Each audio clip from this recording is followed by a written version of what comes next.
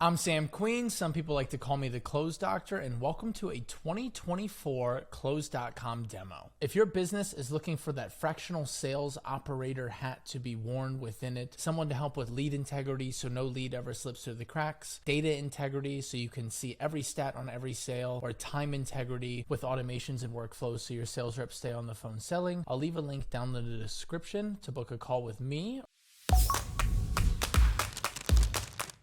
Now let's get into the demo. I am going to sign up from a Close.com account from scratch. Have not scripted this or gone through this before, so you're going to get to see it all raw, going from 0 to 1 with a complete demo on all the features and benefits of a Close.com account in 2024. Here we are on Close.com. Now a little background about me. For about 6 years now, in my CRM journey, I've documented on this YouTube channel. You can find it all in the first video I ever filmed on here. It looks like this on your screen. And Close.com has been an essential tool in my tech stack for now 6 years. And Close.com's #1 affiliate. So yes, I am biased, but I think it's because I'm #1 affiliate because I'm really their #1 fan. I love the product. I love the tool. And I hope this demo is beneficial to those of you watching right now, where I'm really going to highlight the features of the product that I think get used the most and have the most impact on closing more deals faster, as Close.com says. There'll be some things that I'll highlight in here that I'll admittedly say, I don't know what they are. I don't know how to use them. I've never used them in any of my businesses. I build custom Close.com accounts for clients in the high ticket service-based industry. I've built well over 100 at this point in time with my business. And this is going to be my open, honest review and demo of Close.com in 2024, all the new features and benefits, what I like, what I don't like, and how you can leverage some of these tools inside of your business. So here we are on the front page here. I'm going to go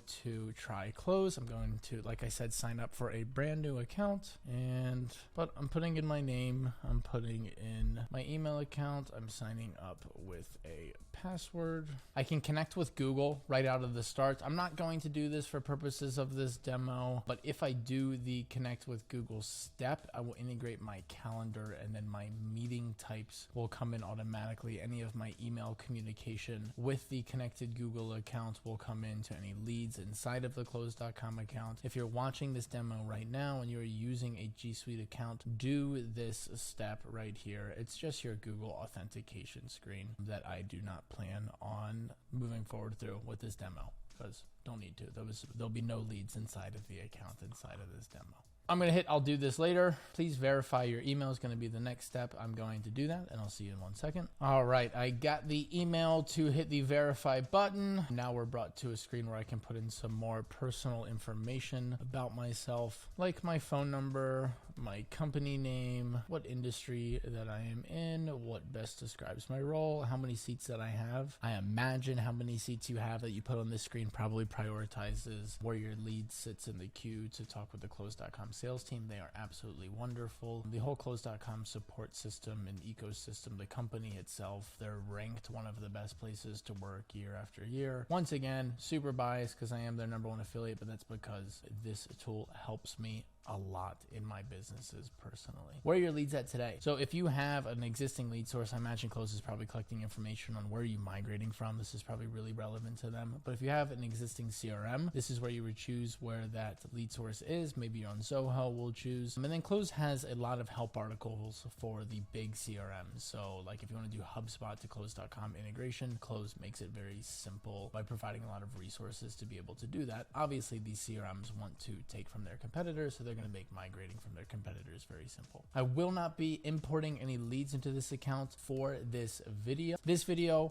once again, just highlighting the features and benefits in a demo walkthrough. Now there are, in my eyes, 7 levels to a Close.com account. I filmed a video exactly about in-depth training on those 7 levels and how to leverage them for building a very efficient and effective sales process in Close.com. It looks like this on your screen here. But in this demo, we'll walk through those levels as well. First, start by taking you to the settings. I know there's probably a lot of different places that you could start, maybe a lead profile or showing an inbox. Unified inbox is what makes Close.com very unique. They were the first to, I'd say, pioneer that part of the sales CRM space. But we'll go through every line item in the settings first, and I'll highlight what is what for you. I would love to have been given a demo like this when I get on board into new tech stacks, so I hope you guys enjoy this as well. When you first click on settings, you're brought to an account tab. That tab has your basic basic information, your name, your email address, your password, setting up two-factor authentication. The tab below that is then memberships. To be completely honest, I have no idea what this tab is. I've never seen it used. I've never heard about it being used. Don't know what it does. Could not give you any context or information on what it is. Probably not relevant to your business either. If it is relevant and I just said that, I'm sorry. We go down under organization, under general, we have our organization name. That's what appears in the top left up here. If you have multiple different CRMs for multiple different businesses and multiple different Close.com accounts,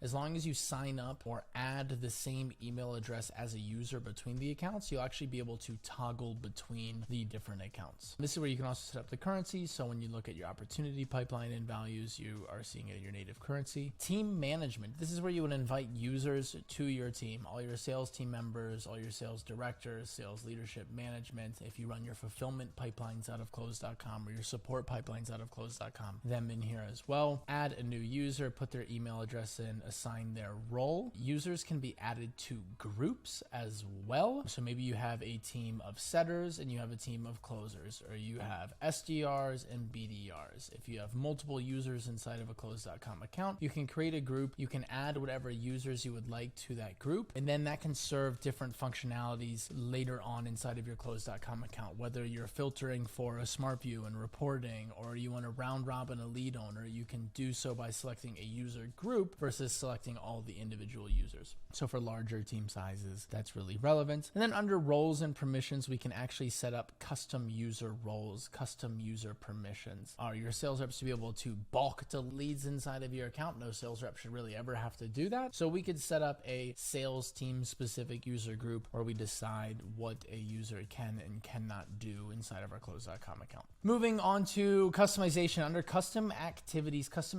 the easiest way to think about them are going to be forms. Think of them like forms. I filmed a video on this channel called how to build a world-class or how to build an 8-figure Close.com account, where I go in depth on my strategies behind using custom activities. There's also a webinar series that I've done with the Close.com team where I dive specifically into my use of custom activities. But custom activities are really the backbone of how we build and operate Close.com accounts at a very high level. They are just forms. Inside of those forms, you can add custom fields, which I will get to in the next tab here. And those custom fields have different types. Something really relevant about a custom field is if you have an application question or a survey question where someone answers free response versus someone answering in a multiple choice format. If they answer multiple choice, you want to bring those answers in as a drop-down single select. When you filter for that data later, it'll be a lot easier for you to filter for people who selected answer A versus typing out answer A every single time. It's a difference between a drop-down single select field and a text field. Same goes with dates. If you're trying to log the date an activity actually took place, bring that in as a date field or a date and time field. So when you filter, you actually have the ability to look at a calendar breakdown versus having to type in the date itself and numerical values with slashes. It just doesn't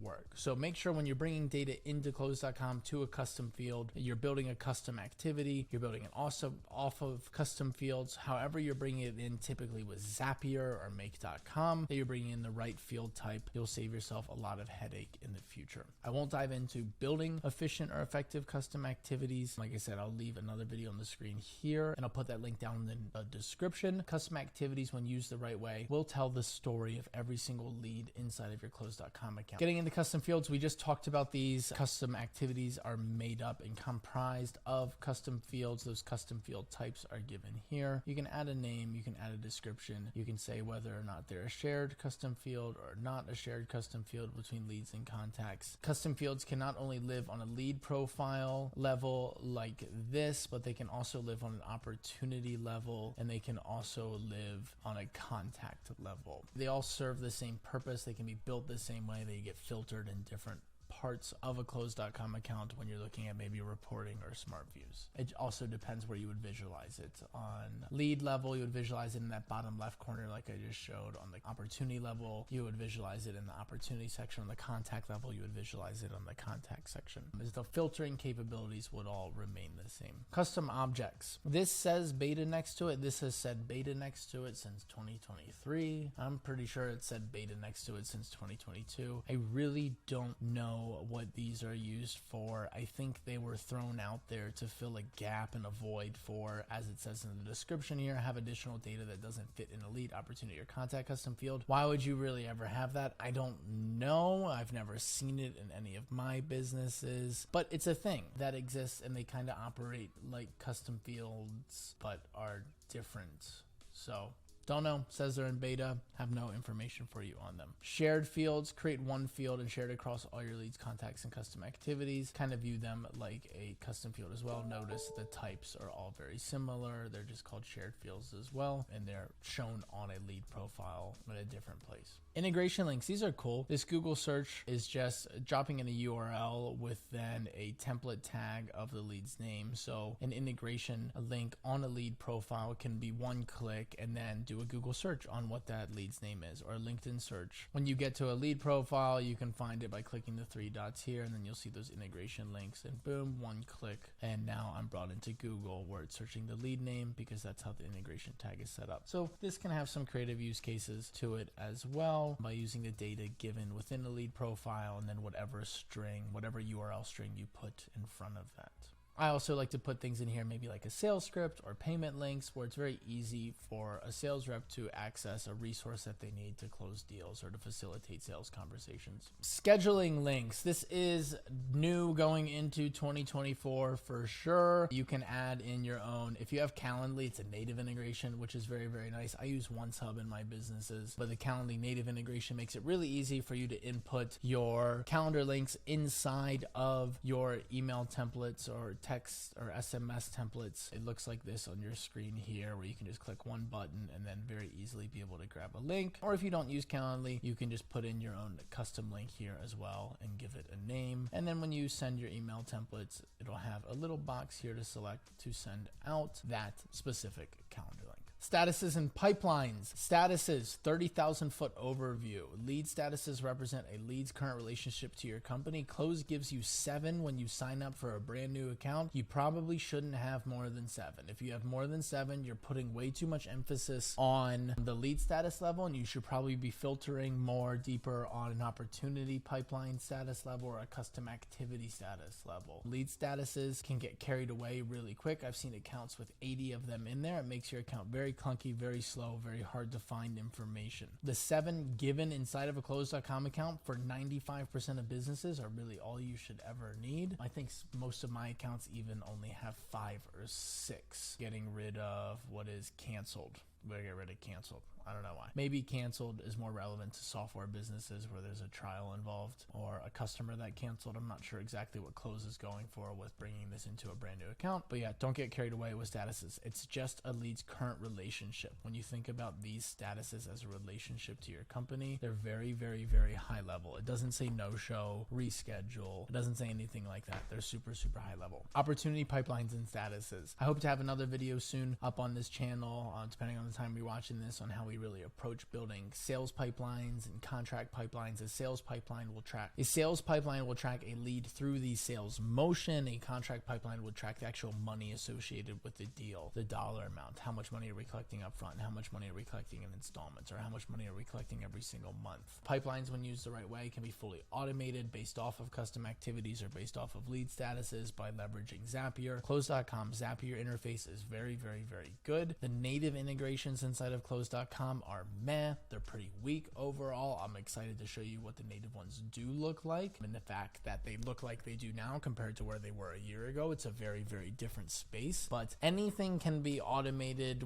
by anything inside of Zapier. The Zapier interface for Close.com is very good. I recommend, if you want to really build a good Close.com account, that you spend a lot of time in that world. If you don't want to spend a lot of time in that world, link down in the description, book a call with me or someone on my team. Opportunity pipelines and statuses, I'll click over into the opportunities tab here, are visualized in a Kanban style. A really annoying thing that I don't like about how Close.com is natively set up. If you want to see your full pipeline, you have to go over to options, statuses, and show all statuses, not just active only statuses. I don't know why that is set as the default, but just keep that in mind as you're trying to look at your pipeline. You can filter your status by whatever segment of smart views, which I'll cover as well. You can filter your pipeline by whatever users. You can filter filter your pipeline by whatever date range. You can filter your pipeline by whatever pipeline. If you have multiple pipelines, you can visualize one pipeline at a time. And like I mentioned earlier, I like to use custom activities as the backbone. So we'll use a custom activity to drive the automation of a pipeline stage moving through automatically. When you're thinking about managing the integrity of a sales rep's time on your team, you're thinking, how do I minimize the amount of clicks they have to take for me to still get the data and information that I need? Because I want to keep my sales reps on the phone selling. So what can I automate to keep my sales reps having conversations with leads? Back into settings, we get down to communication, phone, and voicemail. This is where you would add a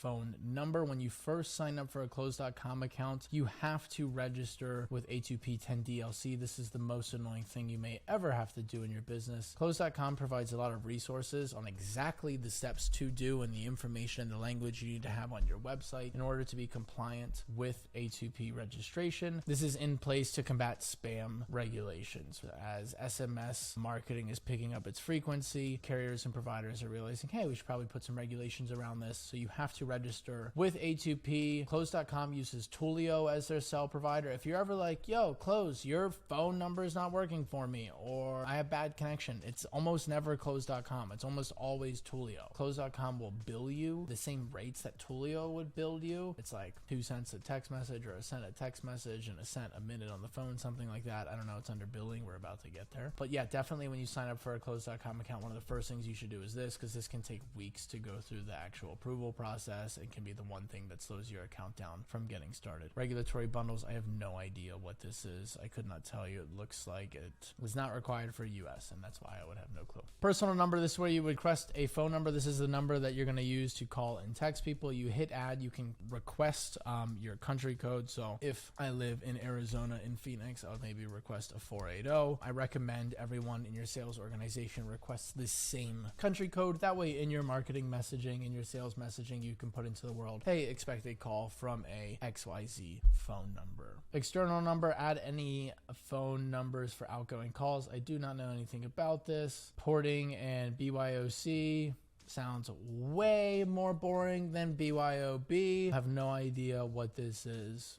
Sorry, looks like there's a learn more button, but probably not relevant to 99% of you. Group numbers. Group numbers are amazing. Group numbers can be assigned to multiple users inside of an organization. Once again, you can request the prefix. And now if you have a number on your website and you want to assign it to 5 different people on your team, first one to pick it up gets to talk to the lead. You can put a number on your website. When someone calls that, it'll call all 5 team members and ring all 5 of their Close.com accounts. Pre-recorded voicemail drop. This is a great resource to use when power dialing. Maybe you have to hit 100 phone calls a day, 200 phone calls a day. It's not very efficient to sit there and actually leave a voicemail for every single lead. So I can hit new voicemail drop. This will allow me to then start recording where I could say nothing about a contact name, but I could say, hey, it's Sam calling with Close Doctor, reaching out because I wanted to let you know about this amazing new case study we just wrapped up with Pace Morby, where we pulled an additional $400,000 in income out of his Facebook group with no additional ad spend. Mind if I send it over? Right, that had no personal identifiers inside of it. When you're calling leads, ring, ring, ring, ring, ring, ring, ring, you can press one button to then leave that voicemail drop. Note, do not press that button without waiting for the tone to beep. So it says leave a message after the beep,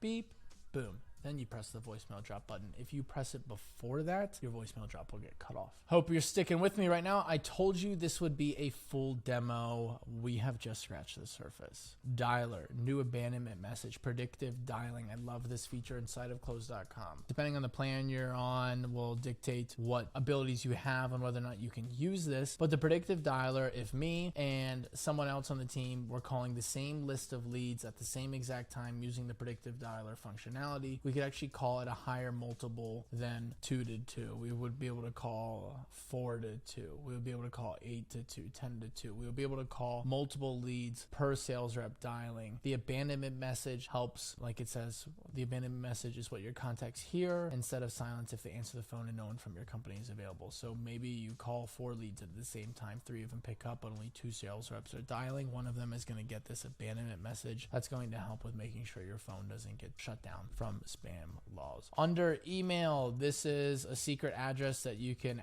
add to maybe something that you do in campaigns. If you want the emails to show inside of your Close.com account, you can send emails to that address there in a BCC. Email signature you can set up here. You can also upload a signature for an email signature. Email tracking is automatically turned on. I don't know why you would ever turn that off. Templates, email templates and SMS templates. I will just walk through one of them. They both kind of operate the same exact way as far as the template tags go. One thing to do when building email templates is having good naming conventions. Close.com at this point in time of this video does not offer a folder structure for email and SMS templates. So as you build more, it's going to start to get very, very messy. If you can focus on how you name your templates, you'll pat yourself on the back and thank yourself later. So naming conventions, your subject line is hey, and then maybe you want to add a template tag. Contact first name is almost always what I use. There's a difference between a lead and a contact. A lead in Close.com world is a company. A contact would then be all of those people that work at that company that would maybe be stakeholders in the conversation that you're having. For a lot of businesses, a lead is a contact. They are one-to-one. They are the same. But for your more enterprise B2B businesses, leads and contacts are different. A lead is typically the company. The contact is typically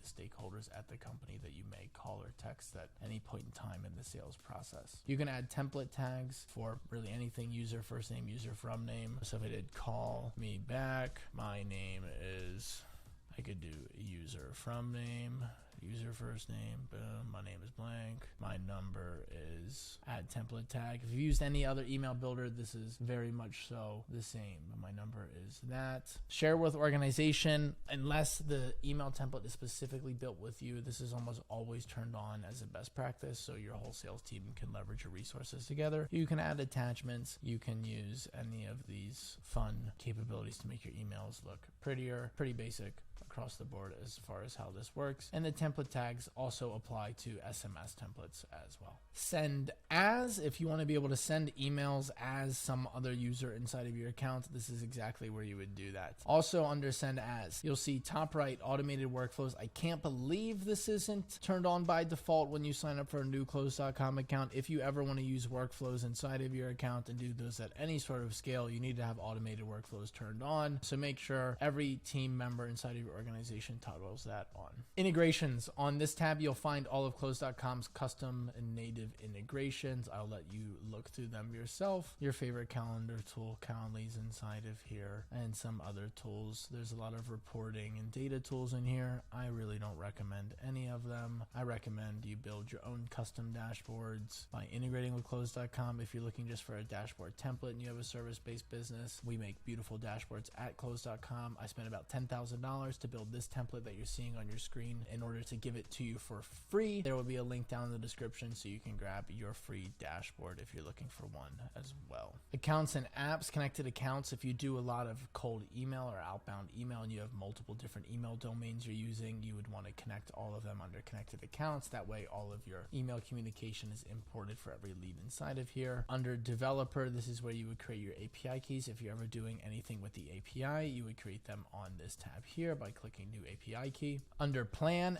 depending on when you're watching this video, this is what it looks like on February 13th, 2024. A startup is $49 per user per month. Professional, this is all billed yearly. Let me turn to monthly. $59 user per month. Professional includes 3 users, 5 custom activity types, 25 workflows, $329 minimum 3 users, enterprise minimum 5 users. To be completely honest, I think this Close.com pricing structure stinks, and the features and benefits that they outline inside of these are totally not beneficial to how they want their platform to be used, at least not the way that I'm educating. But no one's ever said, hey Sam, you're educating people the wrong way. So I'm going to assume I'm taking the right approach here. If you are a small business, you're just not able to get much out of Close.com right now. I really recommend that you should be at least at this plan so you can start getting more workflows, more custom activities, which custom activities I think are very, very important inside of a Close.com account. But unfortunately, Close has put handcuffs on themselves and users by saying, hey, you need to have a minimum of 3 seats. I don't think Close.com is an enterprise or large business or even medium business kind of solution. This doesn't make any sense to me, but this is the lay of the land right now. I recommend you at least get on a professional level. If you're on a startup level, you're just limited. you're quite limited. 5 workflows is not a ton. No custom activities is limits how you can take notes and collect data. It's not great.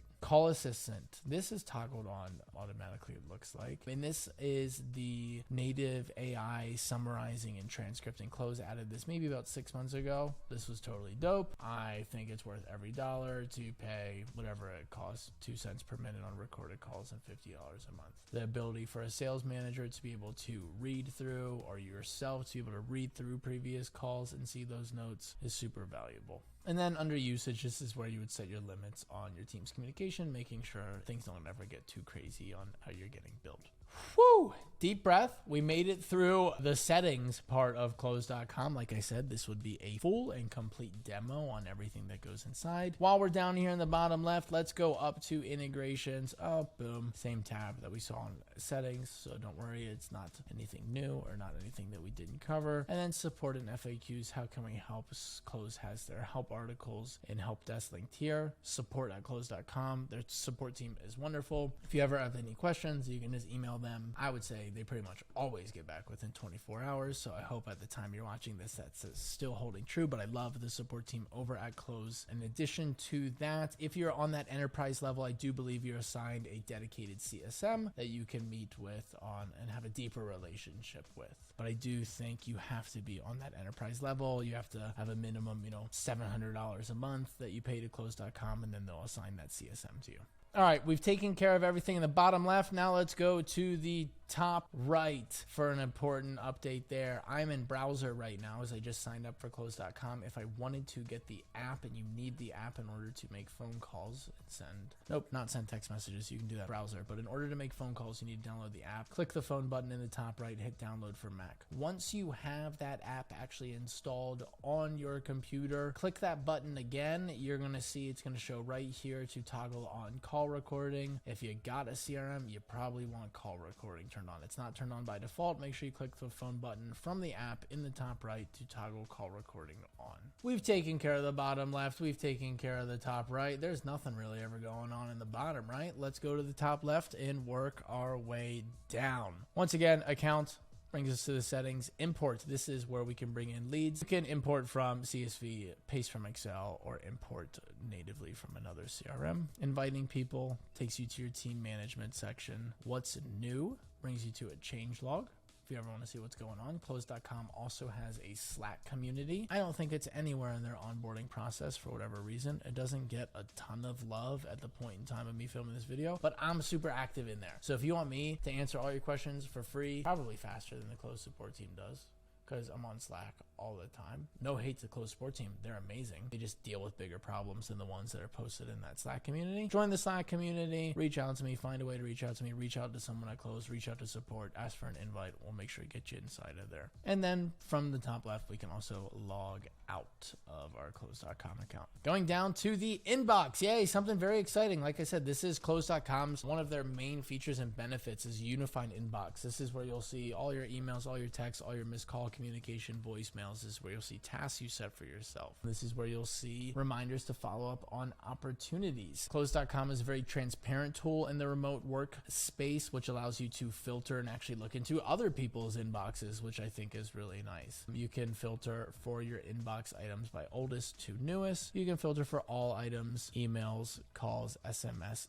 tasks. You can filter for showing yourself only the completed inbox items by clicking done, or if you want to see all upcoming inbox items, you can click future as well. If you're managing your inbox in a clean way, even at the largest level and largest scale I've ever seen businesses running at, a good sales rep, a high performer, probably never has more than 50 items inside of their inbox, probably closer to under 30. We already took care of the opportunity side of things and all of the features and benefits over there. You can also view your pipeline from a list. I've never ever used this view. I don't know if people do. If there's power hidden within here, I don't know how to use it. But the pipeline, the Kanban views is usually all someone needs. Now you'll see leads and contacts. Look at that. Very similar. One shows 3, one shows 7. That's because leads are going to be the companies. Notice we see Wayne Enterprises. The contacts are going to be the people that work at the company. Wayne Enterprises only has 1 contact. We can see Bluth Company has 2. So if I click on Tobias, I can see this is the lead, Bluth Company. These are the contacts. contacts, Gob and Tobias. While we're here, let's dive in to the features and benefits of a lead profile. On your screen is what I would call a lead profile. Let's touch every single thing that we can touch on this screen here. Bottom left, we already talked about, these are the custom fields. If you want to add one, you can do so at any point in time. You can edit, you can look up custom fields, you can use Zapier to bring in custom fields. Custom fields also can exist on a contact level we discussed and an opportunity level. On your contact, you can have office phone, office email, direct email, what their role is. A lot of information that we can put in here. There's those custom fields, those contact roles. We could create a new custom field from this screen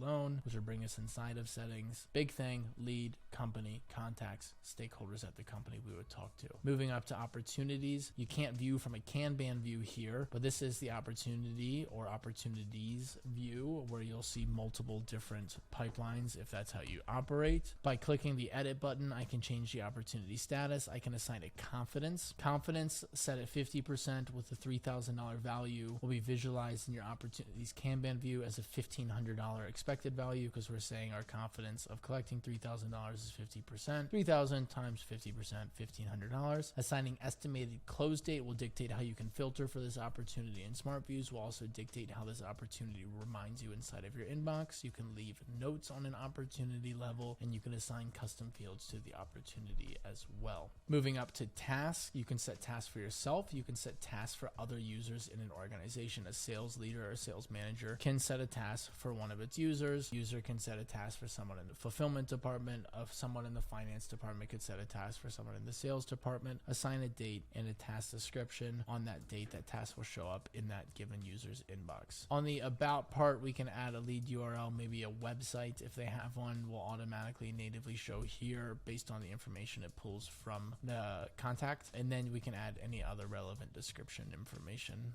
Does not get used, at least by any of my organizations, too much. What's nice about the description is it's information that doesn't live in a note and would always live in this top left. So some people will put information in a note, but then that note will get buried over time, whereas a description will always be there for you in the top left and will always be visible. One thing Close.com lead profiles do not allow you to do that is a huge feature request is attach PDFs or documents. I like to use Close.com for recruiting pipeline motions for my sales agency, but I can never attach a resume, which is pretty weird. I can attach a link to a resume inside of a Google Drive. It works. It would just be cool if you could attach documents. Moving up on the left-hand side below the lead name above the about section is our lead status. We talked about what these are already. I automate these based off of custom activities, moving my pipelines, but if you're going to be updating status, you would be doing so here on a lead profile in the top left.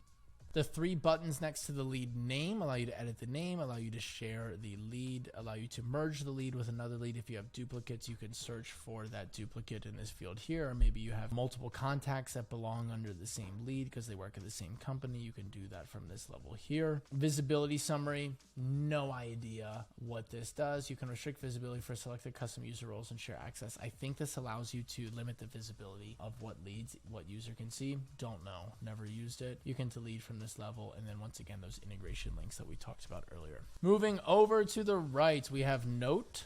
A note is signified by whatever this color we would call is tan, and you can make your notes look like whatever you want. Strike through, bold, bullets, quotes. They are notes. Sending an email, we can select from the templates that we created earlier, and it'll populate all of that information. We can set reminders for ourselves. If no reply in 3 days, remind me to follow up. This would remind you in your inbox in 3 days that you sent this email out and they have not replied yet. I love this feature. You can add images. You can use this just like sending other email. Attachments, send later, so you can schedule as well, which I think is really great. It won't let me do any of that right now because I don't have an email account connected, but send later typically would not be grayed out, and I can schedule an email to go out. SMS won't let me pull that up right now because I don't have a phone number attached to this account. In a world that I did, it would just pull up just like the email builder. SMS, you can type in SMS, you can add images, which is a new feature going into 2024, and you can select from a template as well. Call on a lead profile. If you hit the call button, it will call the lead. If you hit the drop down, you can log a call. Maybe you took a call from your cell phone and you want to come into Close.com and log that you had a 47-minute phone call and leave some notes. That will help show that you had 47 minutes of talk time. With that being said, Close.com, if you have an iPhone, has a great mobile app. I can't speak to the Android one, but the iPhone 1 is great, and as of 2024, inbound calling will actually ring your phone, and I do believe push notifications are out as well going into 2024. So the app is a super cool feature, very new within the last 6 months ish. So I've been using Close for 5 years without an app. It just came out. I still like my sales teams being able to operate from their computer, but I love the fact that I can check on things and move pipeline stages, send texts, make calls from my phone as well. Under activity, this is where we'll find those custom activities that we talked about earlier in this video. If you want to be able to pull one up, you would just select the custom activity, and then you can fill out all of the information that the custom activity is constructed of. When you're building the custom activities themselves, there is a little field option to make a part of a custom activity required, so you could force your sales reps into taking the notes that are relevant to you in that part of the sales process. Under all activities here, this allows us to search just for SMSs, just for calls, just for notes, just for custom activities. If we want to be able to see a specific level or layer of communication, if we want to see only communication, notes, calls, activities by a specific user, we can do that. If we only want to see what's relevant to a specific contact, we can do that. And we can filter for a date range, all on the lead profile itself. That's it. That is a lead profile. One thing I forgot to highlight is SMSs. When you pull up, will also, just like an email, show a send later option. I love doing this to confirm appointments. If you're looking for better pre-call confirmation processes, so you can increase your show up rates and close more deals. I have a lot of strategies depending on your business that can be implemented. Link down in the description. Book a call with me or someone on my team. We'll see what might work for you. Workflows. In 2023, I think these were called sequences. 2024, called workflows. Why? Because there are some native triggers that have been added in here. So let me spend a little bit of time inside of workflows. If I did new workflow, I could name the workflow. Once again, focusing on naming conventions. Triggers can be manual. Triggers can also be automated. Here are your options. Really, I think the best one that anyone would use would be a status being the trigger. So like a lead comes in with a potential status, have that be the trigger for the contact. And maybe I can add a filter. I think this is cool that you could add a filter and be like, oh, send this sequence to people that say they have this amount of money in this custom field, or send this sequence to people that have this amount of money in this custom field, or that have this contact role. So it does let you filter for how a sequence can get automated in 2024 inside of Close. I expect a lot of work to be done here this year as it builds out more native integrations on the platform itself. Communication schedule in the top right. Don't forget about this part. It's easy to forget about. You're gonna be like, why aren't my texts or calls or emails prompting to go out or reminding me to go out? It's because the communication schedule by default is set 9 to 4, Monday through Friday, depending on what your goals are. When you want to reach people, you can obviously extend this and make it anytime you want. This view goal section determines what's going to pause a workflow. The default is incoming email, call, or SMS. It should probably be left on this way. I've never really ever seen that changed. The different steps we can add to a workflow are emails, calls, texts, assigning users, and creating tasks. So we can send out the first email with a template right there. And then we can add a step. And the step that we add from there can be to make a phone call.